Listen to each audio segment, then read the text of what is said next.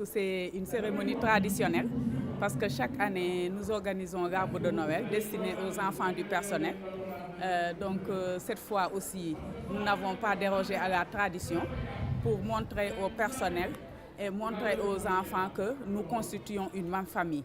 Et cette famille, nous partageons nos succès, nous partageons nos peines et Dieu a fait que nous sommes là en cette fin d'année.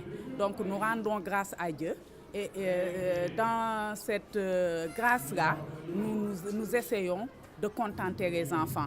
Donc c'est essentiellement ça, à travers le personnel et à travers les résultats que nous avons eus dans la performance et dans le management et dans la prise en charge des patients et dans la prodigation des soins de qualité. Donc nous rendons grâce à Dieu.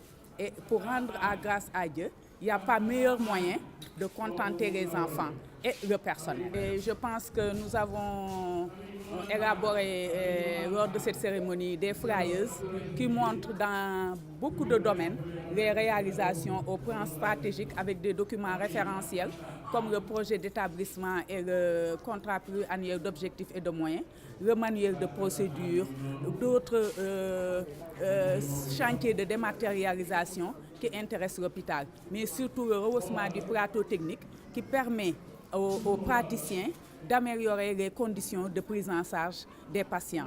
Et je pense que l'hôpital s'est positionné encore une fois au niveau du hub des urgences. Et nous travaillons énormément pour la prise en charge des cas d'urgence au niveau de la région de Dakar. Ça, c'est extrêmement important. Le ministre de la Santé et de l'Action sociale, il y a quelques mois, a inauguré la salle de lithotripsie. Ça, c'est une différenciation que Ogui seul détient au niveau de la sous-région. Et avec l'appui du CEPOM, on a démarré le renforcement des secteurs sensibles comme la gynéco, comme la kinésithérapie, la cardiologie et d'autres secteurs. Et nous avons démarré aussi la construction de la pédiatrie pour annexer à la maternité pour faire un pôle mère-enfant.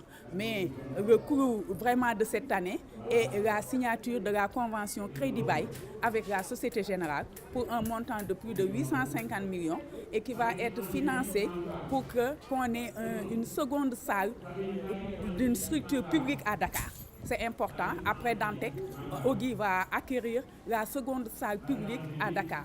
Et ça va nous permettre d'améliorer la prise en charge, d'élargir la gamme de prestations et aussi essentiellement sauver des vies et participer au plan Sénégal émergent à son axe capital humain et immatériel à la prise en charge des soucis des populations. Cette année-ci, déjà, nous avons nous avons présenté les 9 premiers mois au conseil d'administration, les 3 trimestres, et c'était vraiment des scores très honorables, malgré les difficultés. Malgré les difficultés, on a eu à exécuter les prévisions à plus de 90%.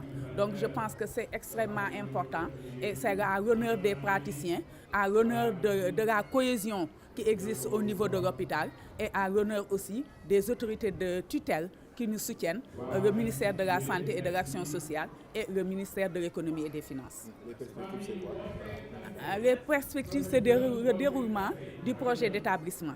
Nous avons un projet d'établissement qui va jusqu'en 2022.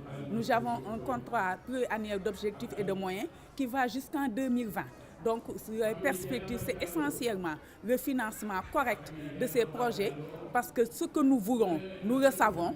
Ce que ces infrastructures vont générer aussi sont connus, analysés et concertés. Donc il n'y a que le financement qui nous manque et je pense que le ministère de la Santé, le ministère de l'Économie et des Finances s'évertue à donner à l'hôpital plus de moyens pour mettre en place ces projets d'établissement et ce contrat pluriannuel d'objectifs et de moyens.